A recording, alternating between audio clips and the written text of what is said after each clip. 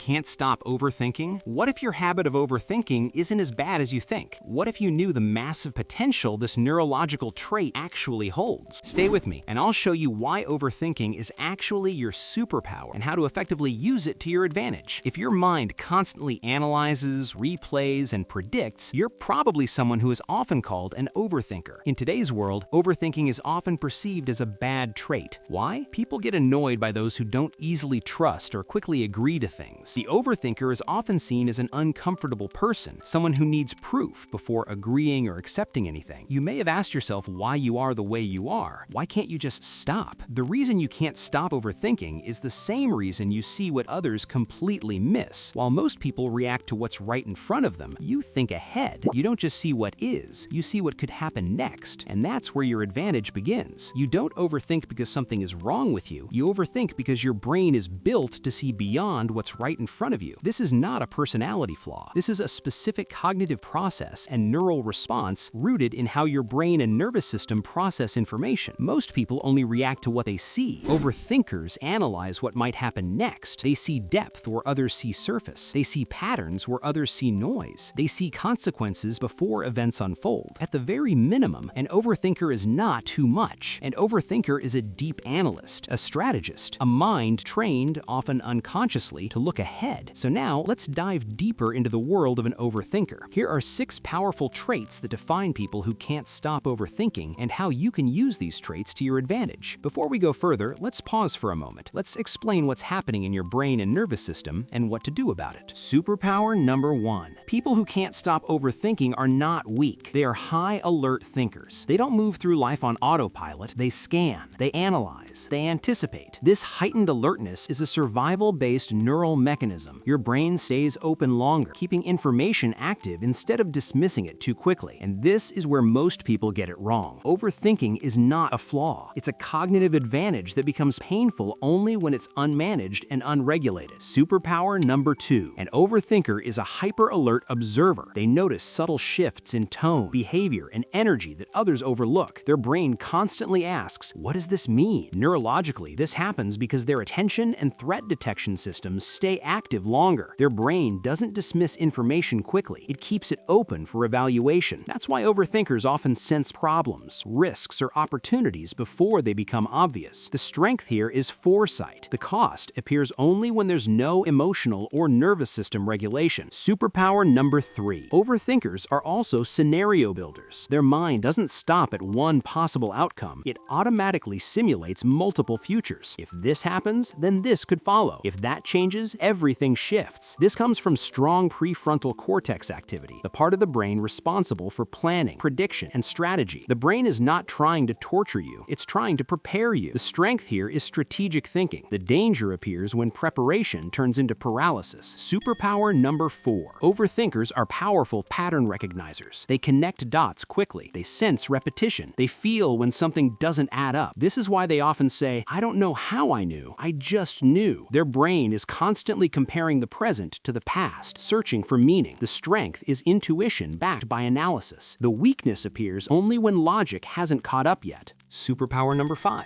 Overthinkers are also fast emotional and social scanners. They read micro-expressions, mood shifts, unspoken tension. Their mirror neuron systems are highly responsive, which gives them deep emotional intelligence. They don't just hear words, they sense what's underneath them. The strength is awareness and empathy. The risk is emotional overload when the nervous system remains in high alert mode too long. Superpower number 6. Overthinkers carry a heightened sense of responsibility. Their brain links safety with understanding and control. If I think far enough ahead, nothing will fall apart. If I analyze every variable, I can prevent pain. And this is where the shift happens. Now let's look at the possible negative side. Overthinking becomes destructive only when it switches from awareness to excessive control, or when it goes completely out of control. In the first scenario, it's not control as preparation, not as leadership, but excessive control, when the mind tries to manage every outcome, every emotion, every possibility. That's the moment overthinking stops serving you and starts controlling your life. life. The mind no longer thinks to support action, it thinks to avoid uncertainty. And that's when anxiety takes over. That's when you typically make poor decisions. Your logic overheats to a point where your intuition no longer works. In the second scenario, you allow your mind to get stuck in a loop of overthinking, causing analysis paralysis. All you end up doing is thinking. You get paralyzed when it comes to making a decision. You overanalyze everything into a dead end. As a result, you're exhausted, tired, and decisionless. So what is the real problem with all this? The problem isn't thinking itself. The problem is letting thinking replace direction. Your brain was designed to support you, not to sit in the driver's seat without you. The goal is not to stop overthinking. The goal is to train it, to teach it to move with you without running the whole show.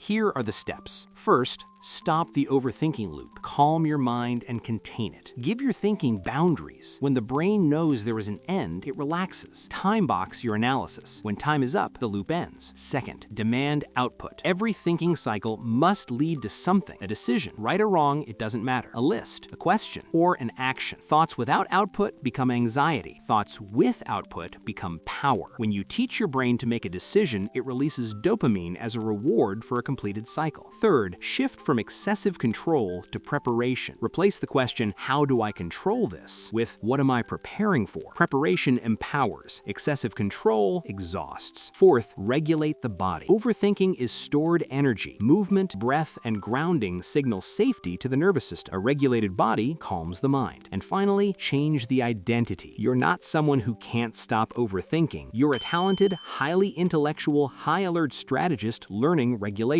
That alone changes everything. In conclusion, I want you to remember this. Overthinking is not your enemy. Untrained and untamed overthinking is. Once you learn to lead it, it becomes one of your greatest advantages, a superpower skill most people can only dream of having. Why? Because your brilliant mind was built to see ahead, and all you need to do is not let it drive without you. Thank you for watching. If you found this helpful, please like and subscribe. For you, it's just one simple tap, but for us, it's a huge support and a signal to the algorithm to share this video with more people who might find it useful. We truly appreciate you. See you in the next one.